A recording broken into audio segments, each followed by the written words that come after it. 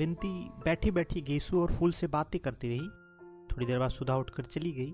तुम जाना मत, आज खाना यहीं खाना, मैं बिनती को तुम्हारे पास भेज रही हूँ, उससे बातें करते रहना। थोड़ी देर बाद बिनती आई। उसके हाथ में कुछ था जिसे वह अपने आंचल में छिपाए हुए थी। आई और बोली, अब दीदी नहीं है, जल्दी से देख लीजिए। क्या है? चंदन ने ताज्जुब से पूछा।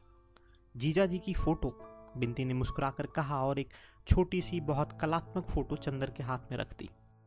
अरे यह तो मिश्र है, कॉमरेड कैलाश मिश्र। और चंदर के दिमाग में बरेली की बातें, लाठीचार्ज, सभी कुछ घूम गया। चंदर के मन में इस वक्त जाने कैसा लग रहा था। कभी बड़ा अचरज होता, कभी एक संतोष होता कि चलो सुधा के भाग्य की रेखा उसे अच्छी जगह ले गई। फिर कभी सोचता कि मिश्रा इतना विचित्र स्वभाव का है, सुधा की उससे निभेगी भी या नहीं। फिर सोचता नहीं, सुधा भाग्यवान है, इतना अच्छा लड़का मिलना मुश्किल था।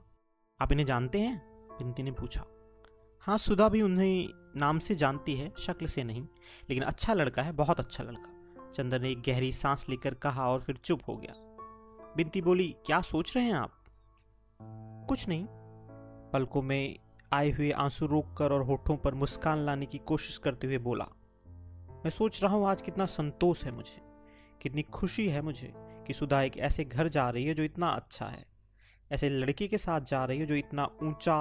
कहते कहते चंदर की आंखें भर आई। बिनती चंदर के पास खड़ी होकर बोली, आपकी आंखों में आंसू? या तो अच्छा नहीं लगता, जितनी पवित्रता और ऊंचाई से आपने सुधा के साथ निभाया है, या तो शायद देवता भी नहीं कर पाते। और दीदी ने आपको जैसा निश्चल प्यार दिया है, उसको पाकर तो आदमी स्वर्ग से भी ऊंचा उठ जाता है, फौलाद से भी ज्यादा ताकतवर हो जाता है। और फिर आज इतने शुभ अवसर पर आप में कमजोरी कहाँ से?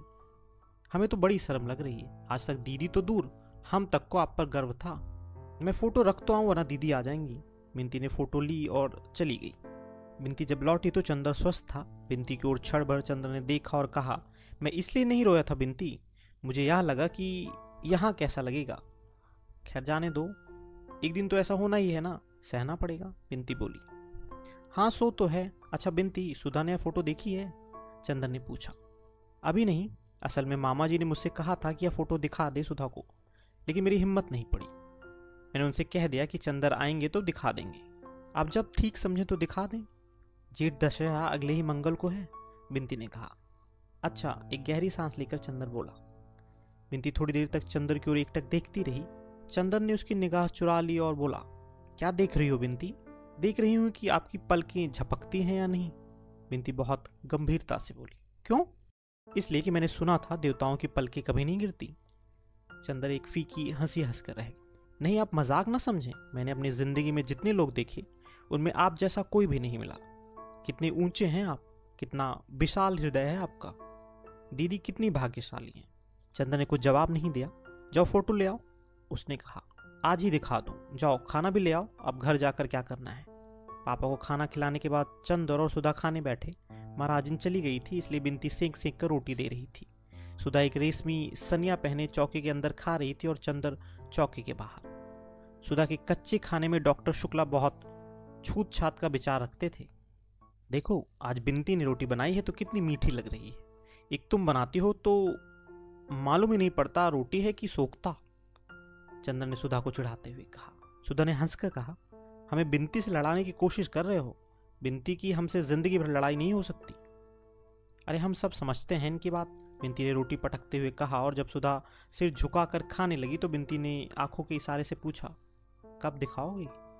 चंदर ने सिर हिलाया और फिर सुधा से बोला, तुम उन्हें चिट्ठी लिखोगी? किन्हें? कैलाश मिश्रा को, वही बरेली वाले, उन्होंने हमें खत लिखा था, उसमें तुम्हें प्रणाम लिखा था। चंदर बोला। नहीं, खतवत नहीं लिखते, उन्हें एक दफे बुलाओ तो यहाँ। हाँ बुलाएंगे, अब महीने 2 महीने बाद, तब तुमसे खूब परिचय करा देंगे और तुम्हें उसकी पार्टी में भी भर्ती करा देंगे। चंदर ने कहा। क्या? हम मजाक नहीं करते, हम सचमुच समाजवादी दल में शामिल होंगे। सुधा बोली। अब हम सोचते हैं कुछ काम करना चाहिए, बहुत खेल कूद लिए, बचपन निभा लिया। उन्होंने अपना चित्र भेजा है, देखोगी? चंदर ने जेब में हाथ डालते हुए पूछा। कहाँ? सुधा ने बहुत उत्सुकता से पूछा। निकालो देखें। पहले बताओ हमें क्या इनाम दोगी? बहुत मुश्किल से भेजा उन्होंने चित्र। चंदर ने कहा। इनाम देंगे इन्हें? सुधा बोली और झट से झपट कर चित्र छीन लिया। अरे छू लिया चौके में से, बिंदी ने दबी जबान से कहा। सुधा ने थाली छोड़ दी, अब छू गई थी वह, अब खा नहीं सकती थी। अच्छी फोटो देखी दीदी, सामने की थाली छूट गई, बिंती ने कहा। सुधा ने हाथ धोकर आंचल के छोर से पकड़कर फोटो देखी और बोली, चंदर सचमुच देखो कितने अच्छे लग रहे हैं, कितना तेज है चेहरे पर और माथा देखो कितना ऊंचा है। सुधा फोटो देखते हुए बोली, अच्छी लगी फोटो, पसंद है? चंदर ने बहुत गंभीरता से पूछा। हाँ हाँ, और समाजवादियों की तरह नहीं लगते ये, सुधा बोली। अच्छा सुधा यहाँ आओ। और चंद्र के साथ सुधा अपने कमरे में जाकर पलंग पर बैठ गई। चंद्र उसके पास बैठ गया और उसका हाथ अपने हाथ में लेकर उसकी अंगूठी घुमाते हुए बोला, सुधा एक बात कहें, मानोगी? क्या? सुधा ने बहुत दुलार और भोलेपन से पूछा। पहले बता दो कि मानोगी, चंदर ने उसकी अंगूठी की ओर एकटक देखते हुए कहा। फिर हमने कभी कोई बात तुम्हारी टाली है? क्या बात है? तो मानोगी चाहे कुछ भी हो? चंदर ने पूछा। हाँ हाँ कह तो दिया, अब कौन सी तुम्हारी ऐसी बात है जो तुम्हारी सुधा नहीं मान सकती? आंखों में, वाड़ी में, अंग अंग से सुधा के आत्मसमर्पण झलक रहा था। फिर अपनी बात पर कायम रहना सुधा, देखो, उसने सुधा की उंगलियां अपनी पलकों से लगाते हुए कहा। सुधी मेरी, तुम उस लड़के से ब्याह कर लो। क्या? सुधा चोट खाई नागिन की तरह तड़प उठी। इस लड़के से? यही शक्ल है इसकी हमसे ब्याह करने की? चंदर, हम ऐसा मजाक नापसंद करते हैं, समझे कि नहीं? इसलिए बड़े प्यार से बुला लाए, बहुत दुलार कर रहे थे। इसलिए बड़े प्यार से बुला लाए, बहुत दुलार कर रहे थे। तुम अभी वायदा कर चुकी हो? चंदर ने बहुत आजिजी से कहा। वायदा कैसा? तुम कब अपने वायदे निभाते हो? और फिर या धोखा देकर वायदा कराना क्या? हिम्मत थी तो साफ साफ कहते हमसे, हमारे मन में आता सो कहते। हमें इस तरह से बांध कर क्यों बलिदान चढ़ा रहे हो? और सुधा हमारे गुस्से के रोने लगी। चंदर स्तब्ध, उसने इस दृश्य की कल्पना ही नहीं की थी। वह क्षण भर खड़ा रहा। वह क्या कहे सुधा से, कुछ समझ में ही नहीं आता था। वह क्या कहे सुधा से, कुछ समझ ही में नहीं आता था। वह गया और रोती हुई सुधा के कंधे पर हाथ रख दिया। हटो उधर। सुधा ने बहुत रुखाई से हाथ हटा दिया और आंचल से सिर ढकती हुई बोली, मैं ब्याह नहीं करूंगी, कभी नहीं करूंगी, किसी से नहीं करूंगी। तुम सभी लोगों ने मिलकर मुझे मार डालने की ठानी है तो मैं अभी सिर पटक कर मर जाऊंगी। और मारे तैस के सचमुच सुधा ने अपना सिर दीवार पर पटक दिया। अरे! दौड़कर चंदर ने सुधा को पकड़ लिया, मगर सुधा ने गरज कर कहा, दूर हटो चंद्र, छूना मत। और जैसे उसमें जाने कहाँ की ताकत आ गई है, उसने अपने को छुड़ा लिया। चंदर ने दबी जबान से कहा, छी सुधा, या तुमसे उम्मीद नहीं थी मुझे, या भावुकता तुम्हें शोभा नहीं देती। हाँ वही चंदर हो, और तभी तो इस सारी दुनिया में तुम ही एक रह गए हो मुझे फोटो दिखाकर पसंद कराने को। सुधा सिसक सिसक कर रोने लगी। पापा ने भी धोखा दे दिया, हमें पापा से यह उम्मीद नहीं थी। पगली, कौन अपनी लड़की को हमेशा अपने पास रख पाया है? चंदर बोला। तुम चुप रहो चंदर, हमें तुम्हारी बोली जहर लगती है। सुधा, यह फोटो तुम्हें पसंद है? तुम्हारी जबान हिली कैसे? शर्म नहीं आई तुम्हें? हम कितना मानते थे पापा को, कितना मानते थे तुम्हें। हमें यह नहीं मालूम था कि तुम लोग ऐसा करोगे। थोड़ी देर चुपचाप सिसकती रही सुधा और फिर धधक कर उठी। कहाँ है वह फोटो? लाओ। अभी मैं जाऊंगी पापा के पास, मैं कहूंगी उनसे, हाँ मैं इस लड़के को पसंद करती हूँ, वह बहुत अच्छा है, बहुत सुंदर है, लेकिन मैं उससे शादी नहीं करूंगी, मैं किसी से शादी नहीं करूंगी। झूठी बात है। और उठकर पापा के कमरे की ओर जाने लगी। खबरदार जो कदम बढ़ाया, चंदन ने डांट कर कहा। बैठो इधर, मैं नहीं रुकूंगी। सुधा ने अकड़ कर कहा। नहीं रुकोगी? नहीं रुकूंगी। और चंदन का हाथ तैश में उठा और एक भरपूर तमाचा सुधा के गाल पर पड़ा। सुधा के गाल पर नीली उंगलियां उपट आईं। वह स्तब्ध, जैसे पत्थर बन गई हो। आंख में आंसू जम गए, पलकों में निगाहें जम गईं, होठों में आवाजें जम गईं और सीने में सिसकियां जम गईं। चंदन ने एक बार सुधा की ओर देखा और कुर्सी पर जैसे गिर पड़ा और सिर पटक कर बैठ गया। सुधा कुर्सी के पास जमीन पर बैठ गई, चंदर के घुटनों पर सिर रख दिया। बड़ी भारी आवाज में बोली, चंदर देखें तुम्हारे हाथ में चोट तो नहीं आई? चंदर ने सुधा की ओर देखा, एक ऐसी निगाह से जिसमें कब्र मुंह फाड़ कर जमुआई ले रही थी। सुधा एकाएक फिर सिसक पड़ी और चंदर के पैरों पर सिर रखकर बोली, चंदर सचमुच मुझे अपने आश्रय से निकाल कर ही मानोगे?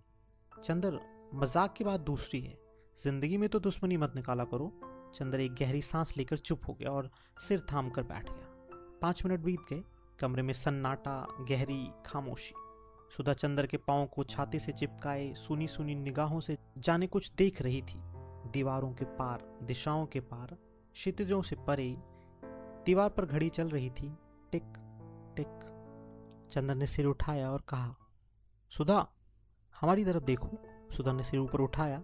चंदर बोला, सुधा, तुम हमें जाने क्या समझ रही होगी, लेकिन अगर तुम समझ पाती कि मैं क्या सोचता हूँ, क्या समझता हूँ। सुधा कुछ नहीं बोली।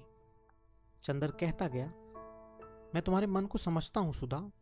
तुम्हारे मन ने जो तुमसे नहीं कहा वह मुझसे कह दिया था।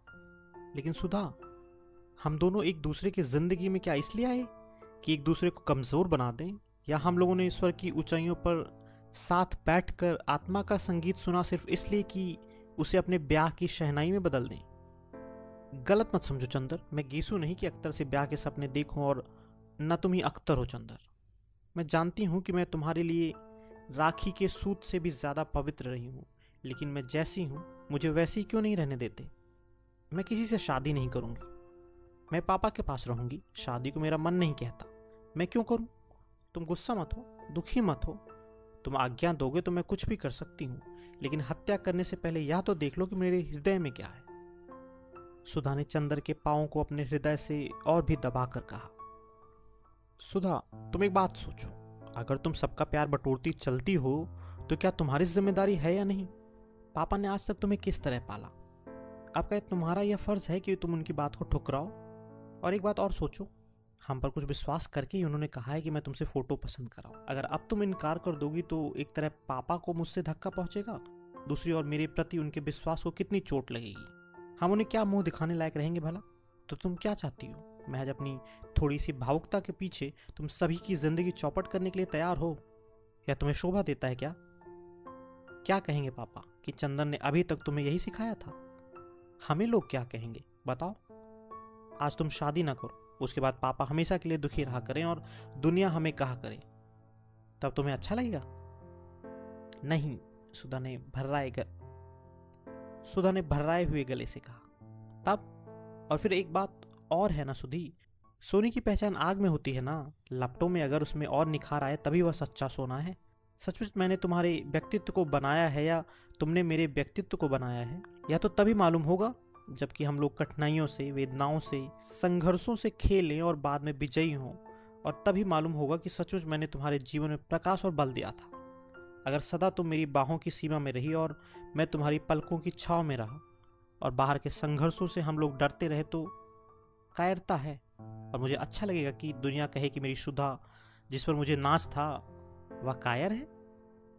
बोलो, तुम कायर कहलाना पसंद करोगी। हाँ, सुधा ने फिर चंद्र के घुटनों में मुंह छिपा लिया। क्या, या मैं सुधा के मुंह से सुन रहा हूँ। छी पगली, अभी तक तेरी निगाहों ने मेरे प्राणों में अमृत भरा है, और मेरी सांसों ने तेरे पंखों में तूफानों की तेजी। और तुम्हें तो आज खुश होना चाहिए कि अब सामने जो रास्ता है उसमें हम लोगों को यह सिद्ध करने का अवसर मिलेगा कि सचमुच हम लोगों ने एक दूसरे को ऊंचाई और पवित्रता दी है। मैंने आज तक तुम्हारी सहायता पर विश्वास किया था, आज क्या तुम मेरा विश्वास तोड़ोगी। सुधा, इतनी क्रूर क्यों हो रही हो आज तुम साधारण लड़की नहीं हो, तुम ध्रुव तारा से ज्यादा प्रकाशमान हो। तुम यह क्यों चाहती हो कि दुनिया कहे सुधा भी एक साधारण सी भावुक लड़की थी, और आज मैं अपने कान से सुनूं। बोलो सुधी, चंदन ने सुधा के सिर पर हाथ रखकर कहा। सुधा ने आंखें उठाई, बड़ी कातर निगाहों से चंद्र की ओर देखा और सिर झुका लिया। सुधा के सिर पर हाथ फेरते हुए चंद्र बोला, सुधा, मैं जानता हूं मैं तुम पर शायद बहुत सख्ती कर रहा हूं, लेकिन तुम्हारे सिवा और कौन है मेरा, बताओ। तुम्हीं पर अपना अधिकार भी आजमा सकता हूं। विश्वास करो मुझ पर सुधा। जीवन में अलगाव, दूरी, दुख और पीड़ा आदमी को महान बना सकते हैं। भावुकता और सुख हमें ऊंचे नहीं उठाते। बताओ सुधा, तुम्हें क्या पसंद है। मैं ऊंचा उठूं तुम्हारे विश्वास के सहारे, तुम ऊंची उठो मेरे विश्वास के सहारे। इससे अच्छा और क्या है सुधा। चाहो तो मेरे जीवन को एक पवित्र साधना बना दो, चाहो तो एक छिछली अनुभूति। सुधा ने एक गहरी सांस ली, क्षण भर घड़ी की ओर देखा और बोली, इतनी जल्दी क्या है अभी चंदन, तुम जो कहोगे मैं कर लूंगी। और फिर वह सिसकने लगी, लेकिन इतनी जल्दी क्या है, अभी मुझे पढ़ लेने दो। नहीं, इतना अच्छा लड़का फिर मिलेगा नहीं, और इस लड़की के साथ तुम वहां पढ़ भी सकती हो। मैं जानता हूं उसे, वह देवताओं सा निश्चल है। बोलो, मैं पापा से कह दूं कि तुम्हें पसंद है। सुधा कुछ नहीं बोली। मौन का मतलब हाँ है ना, चंदन ने पूछा। सुधा ने कुछ नहीं कहा, झुककर चंदर के पैरों को अपने होठों से छू लिया और पलकों से 2 आंसू चू पड़े। चंदन ने सुधा को उठा लिया और उसके माथे पर हाथ रखकर कहा, ईश्वर तुम्हारी आत्मा को सदा ऊंचा बनाए। उसने एक गहरी सांस लेकर कहा, मुझे तुम पर गर्व है, और फोटो उठाकर बाहर चलने लगा। कहाँ जा रहे हो? जाओ मत। सुधा ने उसका कुर्ता पकड़कर बड़ी आजिजी से कहा, मेरे पास रहो, तबीयत घबराती है। चंदर पलंग पर बैठ गया। सुधा तकिए पर सिर रखकर लेट गई और फटी फटी पथराई आंखों से जाने क्या देखने लगी। चंदर भी चुप था, बिल्कुल खामोश। कमरे में सिर्फ घड़ी चल रही थी, टिक टिक। थोड़ी देर बाद सुधा ने चंदर के पैरों को अपने तकिए के पास खींच लिया और उसके तलों पर होठ रखकर उसमें मुंह छिपाकर चुपचाप लेटी रही। बिनती आई, सुधा हिली भी नहीं। चंदर ने देखा वह सो गई थी। बिनती ने फोटो उठाकर इशारे से पूछा, मंजूर? हाँ। बिनती ने बजाय खुश होने के चंदर की ओर देखकर सिर झुका लिया और चली गई। सुधा सो रही थी और चंदर के तलों में उसकी नरम कुंवारी सांसें गूंज रही थी। चंद्र बैठा रहा चुपचाप। उसकी हिम्मत ना पड़ी कि वह हिले और सुधा की नींद तोड़ दे। थोड़ी देर बाद सुधा ने करवट बदली तो वह उठकर आंगन के सोफे पर जाकर लेट रहा और जाने क्या सोचता रहा। जब उठा तो देखा धूप ढल गई है और सुधा उसके सिरहाने बैठी उसे पंखा झल रही है। उसने सुधा की ओर एक अपराधी जैसी कातर निगाहों से देखा और सुधा ने बहुत दर्द से आंखें फेर ली और ऊंचाइयों पर आखिरी सांसें लेती हुई मर्दासन धूप की ओर देखने लगी। चंद्र उठा और सोचने लगा तो सुधा बोली, कल आओगे कि नहीं? क्यों नहीं आऊंगा? चंद्र बोला, मैंने सोचा शायद अभी से दूर होना चाहते हो। एक गहरी सांस लेकर सुधा बोली और पंखे की ओट में आंसू पोंछ लिए। चंद्र दूसरे दिन सुबह नहीं गया। उसकी थीसिस का बहुत सा भाग टाइप होकर आ गया था और उसे बैठा हुआ सुधार रहा था, लेकिन साथ ही पता नहीं उसका साहस नहीं हो रहा था वहां जाने का। लेकिन मन में एक चिंता थी सुधा की। वह कल से बिल्कुल मुरझा गई थी। चंद्र को अपने ऊपर कभी कभी क्रोध आता था, लेकिन वह जानता था कि यह तकलीफ का ही रास्ता ठीक रास्ता है। वह अपनी जिंदगी में सस्तेपन के खिलाफ था, लेकिन उसके लिए सुधा की पलक का एक आंसू भी देवता की तरह था और सुधा के फूलों जैसे चेहरे पर उदासी की एक रेखा भी उसे पागल बना देती थी। सुबह पहले तो वह नहीं गया, बाद में स्वयं उसे पछतावा होने लगा और वह अधीरता से 5 बजने का इंतजार करने लगा। 5 बजे और वह साइकिल लेकर पहुंचा। देखा सुधा और बिनती दोनों नहीं हैं। अकेले डॉक्टर शुक्ला अपने कमरे में बैठे हैं। चंदर गया। आओ, सुधा ने तुमसे कह दिया, उसे पसंद है? डॉक्टर शुक्ला ने पूछा। हाँ, उसे कोई ऐतराज नहीं, चंदर ने कहा। मैं पहले से जानता था सुधा मेरी इतनी अच्छी है, इतनी सुशील है कि वह मेरी इच्छा का उल्लंघन तो कर ही नहीं सकती। लेकिन चंदर, कल से उसने खाना पीना छोड़ दिया है। बताओ इससे क्या फायदा? मेरे बस में क्या है? मैं उसे हमेशा तो रख नहीं सकता, लेकिन आज सुबह खाते वक्त बैठी भी नहीं मेरे पास। बताओ। उनका गला भराया। बताओ मेरा क्या कसूर है? चंदर चुप था। कहाँ है सुधा? चंदर ने पूछा। गैरेज में मोटर ठीक कर रही है।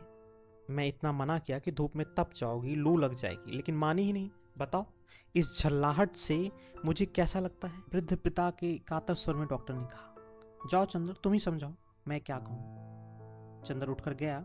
मोटर गैरेज में काफी गर्मी थी, लेकिन बिनती वहीं एक चटाई बिछाए पड़ी सो रही और सुधा इंजन का कवर उठाए मोटर साफ करने में लगी हुई थी। बिनती बेहोश सो रही थी। तकिया चटाई से हटकर जमीन पर चला गया था और चोटी फर्श पर सोई हुई नागिन की तरह पड़ी थी।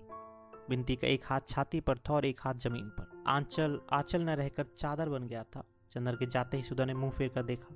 चंद्र आओ। शीड़ मुस्कान उसके होठों पर दौड़ गई, लेकिन इस मुस्कुराहट में उल्लास लुट चुका था, रेखाएं बाकी थी। सहसा उसने मुड़कर देखा। बिनती, अरे कैसे घोड़े बेचकर सो रही है? उठ, चंद्र आए हैं। बिनती ने आंखें खोली, चंद्र की ओर देखा, लेटे ही लेटे नमस्ते किया और आंचल संभाल कर फिर करवट बदल कर सो गई। बहुत सोती है कमबख्त, सुधा बोली। इतना कहा इससे कमरे में जाकर पंखे में सो, लेकिन नहीं, जहां दीदी रहेंगी वहीं यह भी रहेगी। मैं गैरेज में हूं तो यह कैसे कमरे में रहे? वहीं मरेगी जहां मैं मरूंगी। तो तुम ही क्यों गैरेज में थी? ऐसी क्या जरूरत थी अभी ठीक करने की? चंदर ने कहा, लेकिन कोशिश करने पर भी सुधा को आज डांट नहीं पा रहा था। पता नहीं कहां पर वह टूट गया था। नहीं चंदर, तबीयत ही नहीं लग रही थी, क्या करती? क्रोशिया उठाया, वह भी रख दिया। कविता उठाई, वह भी रख दी। कविता वगैरह में तबीयत नहीं लगी। मन में आया कोई कठोर काम हो, कोई नीरस काम हो, लोहे लक्कड़ पीतल फौलाद का, तो मन लग जाए। तो चलिए ही मोटर ठीक करने। क्यों, कविता में भी तबीयत नहीं लगी? ताजुब है, गेसु के साथ बैठकर तो तुम कविता में घंटों गुजार देती थी। चंदर बोला। उन दिनों शायद किसी को प्यार करती रही हूं, तभी कविता में मन लगता था, सुधा उस दिन की पुरानी बात याद करके बहुत उदास हंसी हंसी। अब प्यार नहीं करती होंगी, अब तबीयत नहीं लगती, बड़ी फीकी, बड़ी बेजार, बड़ी बनावटी लगती है ये कविताएं। मन के दर्द के आगे सभी फीकी हैं। और फिर वह उन्हीं पुर्जों में डूब गई। चंद्र भी चुपचाप मोटर की खिड़की से टिक कर खड़ा हो गया और चुपचाप कुछ सोचने लगा। सुधा ने बिना सिर उठाए झुके ही झुके एक हाथ से एक तार लपेटते हुए कहा, चंद्र, तुम्हारे मित्र का परिवार आ रहा है इसी मंगल को, तैयारी करो जल्दी। कौन परिवार सुधा?